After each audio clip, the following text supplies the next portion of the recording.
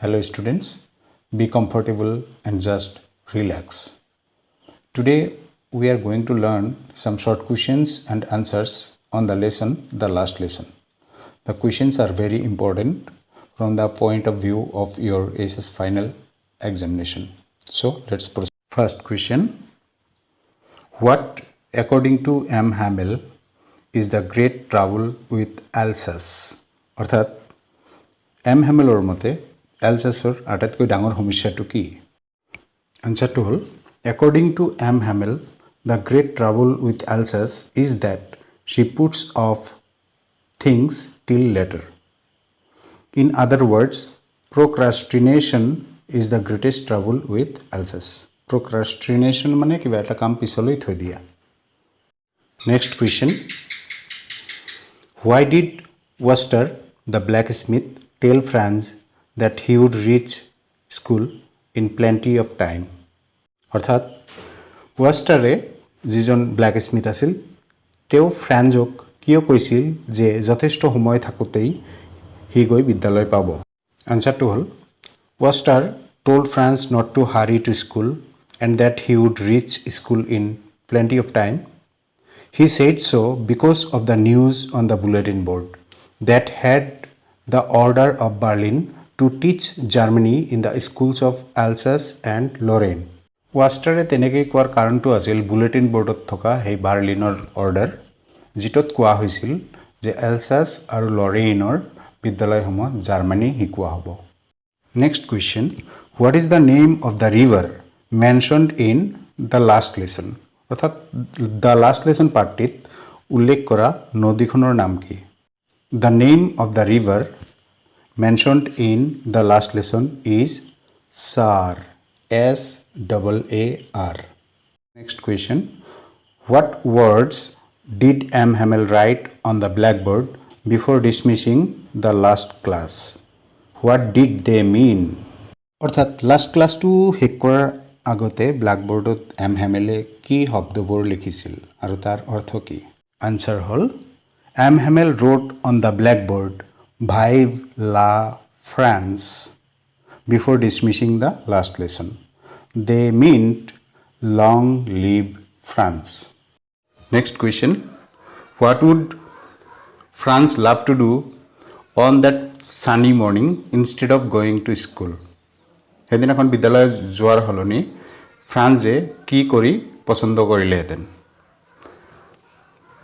আনসাৰটো হ'ল France thought of running away and spending the day out of doors.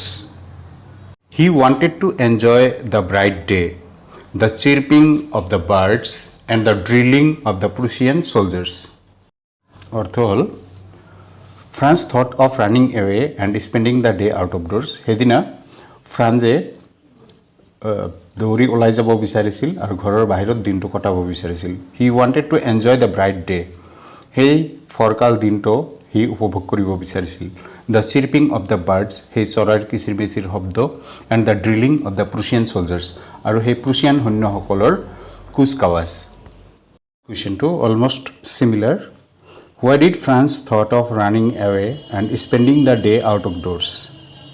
Answer, France thought of running away and spending the day out of doors because he wanted to enjoy the bright day, the chirping of the birds, and the drilling of the Prussian soldiers. Next question, what is the name of the blacksmith in the last lesson? Answer to all, the name of the blacksmith in the last lesson is Worcester, W-A-C-H-T-E-R. Next question, inverted comma start, will they make them sing in German, even the pigeons? Question mark, inverted comma close. What does the sentence suggest? অর্থাৎ এই বাক্যটোৱে কি বুজাইছে যে সিহঁতে এই পিজিয়নছ বা পাৰবোৰকো জাৰ্মানত room দিয়াব নেকি, গান গোৱাব নেকি বা গান গাবলৈ বাধ্য কৰাব নেকি? আনসাৰটো আমি এনেকৈ লিখিম, it was a cruel decision to impose German on the French speaking students of Alsace and Lorraine. The sentence suggests the cruelty of the rulers on the common people of France. They felt helpless like the pigeons. অৰ্থাৎ German ভাষাটো ফৰাচী কোৱা এলজাছ আৰু লৰেইনৰ ছাত্ৰ ছাত্ৰীসকলৰ ওপৰত জাপি দিয়াটো এটা নিষ্ঠুৰ সিদ্ধান্ত আছিল। এই বাক্যটোৱে বুজাইছে সেই শাসকসকলৰ যি নিষ্ঠুৰতা সেইটো সাধাৰণ ফৰাচী মানুহবিলাকৰ ওপৰত, ফ্ৰান্সৰ জনগণৰ ওপৰত।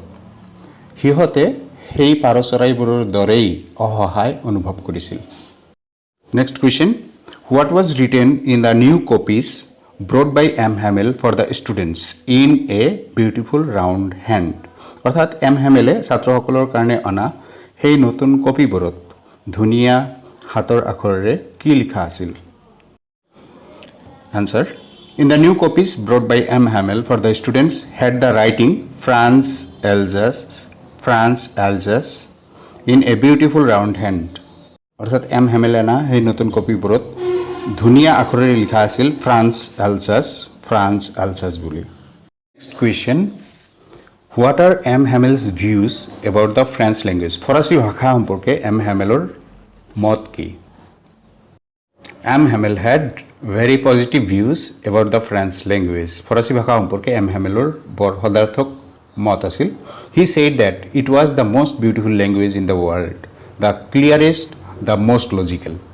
He advised the French to guard it and not to forget it. Next question, what was France expected to be prepared with for school that day? সেইদিনাখন বিদ্যালয়লৈ অহাৰ আগতে ফ্ৰান্সে কি শিকি অহাটো আশা কৰা হৈছিল বা শিক্ষকে কি শিকি আহিবলৈ কৈছিল? Answer. France was expected to be prepared with the lesson on participles. M. Hamel had told that he would ask them questions on participles. সিহঁতক পাৰ্টিচিপলৰ পাঠ পঢ়ি আহিব কোৱা হৈছিল আৰু এম হেমেলে কৈছিল যে সিহঁতক পাৰ্টিচিপলৰ ওপৰত প্ৰশ্ন সোধা হ'ব। Next question, what was the commotion that Franz anticipated in the classroom? সেই হাই উৰুমি কি আছিল যি হাই উৰুমি ক্লাছত থাকিব বুলি ফ্ৰান্সে আগতীয়াকৈ ভাবিছিল? কমোশ্যন মানে হাই উৰুমি, এণ্টিচিপেটেড মানে আগতীয়াকৈ ভাবিছিল। এনচাৰটো হ'ল the commotion that France anticipated was the great bustle that could be heard from the streets. It was created by the movement of the desks, learning in chorus, and the rapping of the roller of the teacher. যি হাই উৰুমিৰ কথা ফ্ৰান্সে থাকিব বুলি আগতীয়াকৈ ভাবিছিল, সেই হাই উৰুমি সাধাৰণতে ৰাস্তাৰ পৰাও শুনা গৈছিল আৰু সেই হাই উৰুমি সৃষ্টি হৈছিল ল'ৰা ছোৱালীৰ ডেস্ক বেঞ্চ লৰচৰ কৰাৰ দ্বাৰা, নাইবা ল'ৰা ছোৱালীবোৰে একেলগে কোৰাছত সমস্বৰে পাঠবোৰ শিকাৰ শব্দৰ পৰা, নাইবা শিক্ষকজনে তেখেতৰ মাৰিডাল ডেস্কৰ ওপৰত জোৰকৈ মাৰাৰ পৰা। Next question, I started for school very late that morning. Who is the I here? ইয়াতে এটা কোটেশ্যন দিয়া হৈছে, উক্তি দিয়া হৈছে যে সেইদিনা ৰাতিপুৱা মই বিদ্যালয়লৈ পলমকৈ যাত্ৰা কৰিছিলোঁ। ইয়াতে মই কোন? এনচাৰটো হ'ল the narrator of the story the last lesson, little Franz is the I here. The last lesson পাঠটিৰ কাহিনী কওঁতাজন লিটিল ফ্ৰেন্স হ'ল ইয়াতে I. Next questions, why was the lesson called the last lesson? অৰ্থাৎ সেই পাঠটিক লাষ্ট লেচন বুলি, অন্তিম পাঠ বুলি কিয় কোৱা হৈছিল? এনচাৰটো হ'ল a new order had come to teach German in the schools of Alsace and Lorraine and was going to be taught from the next day. That day was the last class of France by M. Hamel. So the lesson was called the last lesson. অৰ্থাৎ এলছাছ আৰু লৰেইনৰ বিদ্যালয়সমূহত German শিকাবলৈ এটা order বা নিৰ্দেশনামা আহিছিল আৰু পিছদিনাখনৰ পৰাই German শিকোৱা হ'ব। সেইদিনাখন আছিল এম হেমেলৰ ফ্ৰেঞ্চ ভাষাৰ অন্তিমটো পাঠ, সেইকাৰণে এই পাঠটিক লাষ্ট লেচন বুলি কোৱা হৈছে। Next question, what had been put up in the bulletin board? অৰ্থাৎ বুলেটিন বোৰ্ডত কি সেইদিনা আঁৰা হৈছিল? বুলেটিন বোৰ্ড হ'ল ন'টিছ বোৰ্ডৰ নিচিনা। বুলেটিন বোৰ্ডত বাতৰি দিয়া হয়, যেনেকৈ ন'টিছ বোৰ্ডত জাননী দিয়া হয়।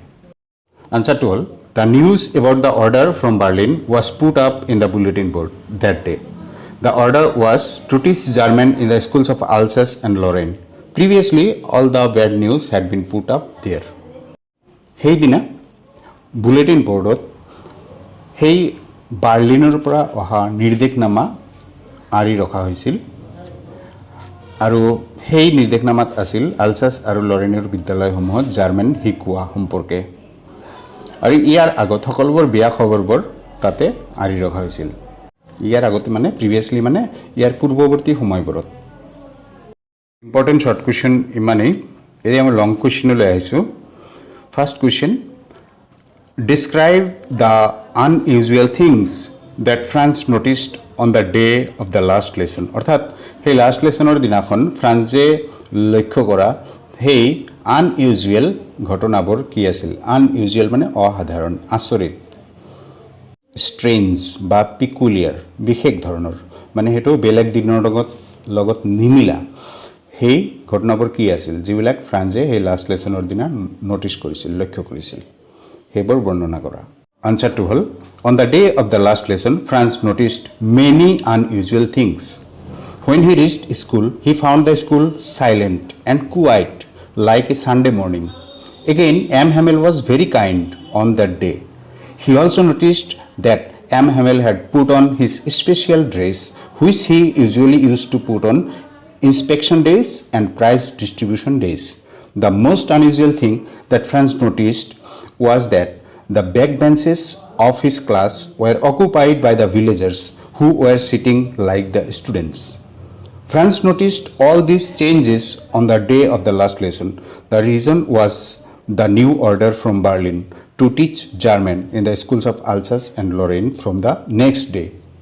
প্রথম আনইউজুৱেল ঘটনাটো আছিল সেইদিনা ফ্ৰান্সে বিদ্যালয় একেবাৰে ৰবিবাৰৰ নিচিনা শান্ত আৰু নীৰৱ দেখা পাইছিল আৰু তেওঁ লক্ষ্য কৰিছিল যে এম হেমেলে সেই বিশেষ পোছাকটো পিন্ধিছিল তাৰ লগতে আটাইতকৈ আনইউজুৱেল থিং আছিল যে গাঁৱৰ মানুহবোৰেও পিছ বেঞ্চবোৰত বহি আছিল তাৰ ক্লাছৰ এই সকলোবোৰ পৰিৱৰ্তন হি লাষ্ট লেসনৰ দিনাখন দেখা পাইছিল আৰু এই সকলোবোৰ হৈছিল বাৰ্লিনৰ পৰা অহা সেই নিৰ্দেশনামাৰ কাৰণে য'ত আছিল যে পিছ দিনাখনৰ পৰা এলছাছ আৰু লৰেইনৰ বিদ্যালয়সমূহত জাৰ্মান শিকোৱা হ'ব Our next long answer type question hall what was the order from Berlin how did that order affect the people of Alsace particularly M. Hamel and his students অৰ্থাৎ বাৰ্লিনৰ পৰা অহা সেই অৰ্ডাৰটো কি আছিল আৰু এইটোৱে এলছাছৰ মানুহবোৰক কেনেকৈ প্ৰভাৱান্বিত কৰিছিল বিশেষকৈ এম হেমেল আৰু তেখেতৰ ছাত্ৰসকলৰ ওপৰত আনসাৰটো হ'ল the order from Berlin was that The French language would no longer be taught to the people of Alsace and Lorraine. The German teacher was supposed to come the next day to teach German. It affected the people of Alsace very badly, as if they were thunderstruck. They began to realize their mistakes. They neglected their learning and procrastinated. But the order made them different. On that day, they all tried their best to learn. They began to love their language, books, and teacher too. The villagers also came to school to show their respect to M. Hamel and his teaching. Little Franz was also affected very badly by the order, as was M. Hamel and other students. বাৰ্লিনৰ পৰা অহা নিৰ্দেশনাটো আছিল যে এলছাছ আৰু লৰেইনৰ মানুহবোৰক আৰু ফৰাচী ভাষা শিকোৱা নহ'ব জাৰ্মান শিক্ষকজন পিছদিনাখন অহাৰ সম্ভাৱনা আছিল এইটোৱে এলছাছৰ মানুহবোৰক বৰ বেয়াকৈ প্ৰভাৱান্বিত কৰিছিল এনেকুৱা যেন সিহঁতৰ ওপৰত বিজুলী ঢেৰেকনিহে পৰিছিল সিহঁতৰ ভুলবোৰ উপলব্ধি কৰিবলৈ আৰম্ভ কৰিছিল সিহঁতৰ পাঠবোৰ অৱহেলা কৰি আহিছিল আৰু কামবোৰ পিছুৱাই থৈ আহি আছিল কিন্তু এই নিৰ্দেশনাটোৱে সিহঁতক বেলেগ কৰি পেলালে সেইদিনাখন সিহঁতে যৎপৰোনাস্তি চেষ্টা কৰিছিল শিকিবলৈ সিহঁতৰ ভাষা কিতাপ আৰু শিক্ষকজনকো ভাল পাবলৈ আৰম্ভ কৰিছিল গাঁওবাসীসকলেও বিদ্যালয়লৈ আহিছিল সিহঁতৰ এম হেমেলৰ প্ৰতি থকা সন্মান প্ৰদৰ্শনৰ কাৰণে আৰু তেখেতৰ শিক্ষাৰ প্ৰতি সন্মান প্ৰদৰ্শন কৰাৰ কাৰণে। ফ্ৰান্সেও বৰ বেয়াকৈ প্ৰভাৱান্বিত হৈছিল এই আদেশৰ দ্বাৰা, যিদৰে এম হেমেল আৰু আন ছাত্ৰবোৰো হৈছিল। লাষ্ট কুৱেশ্যনটো, draw a character sketch of M Hamel as it is shown in the last lesson. অৰ্থাৎ দ্য লাষ্ট লেচন পাৰ্টটিত যিদৰে দেখুওৱা হৈছে এম হেমেলৰ এটা চৰিত্ৰ অংকন কৰা। Answer, the writer of the last lesson Alphonse Daudet has presented the character of M. Hamel in a vivid way. He is a typical schoolmaster who always kept his terrible ruler under his arm. He is described as a very strict teacher and the students were afraid of him. He was regarded to be very hard-hearted by little Franz, but on the day of the last lesson, he appeared to be soft-hearted. He was soft and gentle to the students. His patriotism also became apparent when he termed the French language to be the most logical and the most beautiful language in the world. His honesty and sincerity became clear from the fact that he considered himself equally responsible as the students and the parents for their failure to learn French. He served the school for 40 years and the lesson describes a day of his school. But the writer has presented his character so beautifully that M. Hamel appears clear and alive in our minds. The last lesson পাৰ্টিৰ লিখক এলফন্স ডডেটে M হেমেলৰ চৰিত্ৰটো এক স্পষ্ট আকাৰে উপস্থাপন কৰিছে। বিবিধ মানে স্পষ্ট। He is a typical school master. Typical মানে নমুনাত্মক শিক্ষক। বেলেগ শিক্ষকৰ দৰেই তেখেতো আছিল। Who always kept his terrible ruler under his arm. যিজনে সদায় তেওঁৰ সেই ভয় লগা ৰুলাৰ মাৰিডাল নিজৰ কাকতলিত ৰাখিছিল। He is also' described as a very strict teacher. তেওঁক বৰ ষ্ট্ৰিক্ট শিক্ষক বুলিও বৰ্ণনা কৰা হৈছে। And the students were afraid of him. আৰু ছাত্ৰসকলে তেখেতক ভয় কৰিছিল। He was regarded to be very hard hearted by little Franz. Little ফ্ৰেন্সে তেখেতক বৰ কঠোৰ অন্তৰৰ বুলি ভাবিছিল, বিবেচনা কৰিছিল। বাট on the day of the last lesson he appeared to be soft-hearted. কিন্তু সেইদিনাখন তেওঁ বৰ কোমল অন্তৰৰ দেখা গৈছিল। He was soft and gentle to the students. His patriotism also became apparent. Apparent মানে স্পষ্ট। তেখেতৰ স্বদেশ প্ৰেমো স্পষ্ট দেখা গৈছিল। When he termed the French language to be the most logical and the most beautiful language in the world. যেতিয়া তেখেতে ফৰাচী ভাষাক পৃথিৱীৰ আটাইতকৈ যুক্তিযুক্ত আৰু আটাইতকৈ ধুনীয়া ভাষা বুলি কৈছিল। অনেষ্টি এণ্ড চিনচিয়াৰিটি বিকাম ক্লিয়াৰ। তেখেতৰ যি সততা আৰু নিষ্ঠা স্পষ্ট হৈ পৰিছিল ফ্ৰম দ্য ফেক্ট ডেট, এই ঘটনাৰ পৰা যে he considered himself equally responsible. তেখেতে নিজকে সমানেই দায়ী বিবেচনা কৰিছিল as the students and the parents, ছাত্ৰসকল আৰু পিতৃ মাতৃৰ দৰেই for their failure to learn French. ফৰাচী ভাষা সিহঁতে শিকিব নোৱাৰাৰ বাবে। He serve the school for 40 years। তেখেতে 40 বছৰ কাল এই বিদ্যালয়ত সেৱা প্ৰদান কৰিছিল। And the lesson describes a day of his school. আৰু এই পাঠটিত তেখেতৰ এটা দিন বৰ্ণনা কৰা হৈছে। But the writer has presented his character as beautifully. কিন্তু লিখকে তেখেতৰ চৰিত্ৰটো ইমান ধুনীয়াকৈ বৰ্ণনা কৰিছে, উপস্থাপন কৰিছে that M Hemel appears clear and be alive in our minds. যে এম হেমেল আমাৰ মনত একেবাৰে স্পষ্ট আৰু জীৱন্ত যেন আবিৰ্ভাৱ হয়, জীৱন্ত যেন দেখা যায় আমাৰ মনত, মানৱ পটত। এপিয়াৰ মানে দেখা দিয়া। So this is all in this video. I thank you all for watching, and if you have not subscribed to my channel yet, please subscribe now.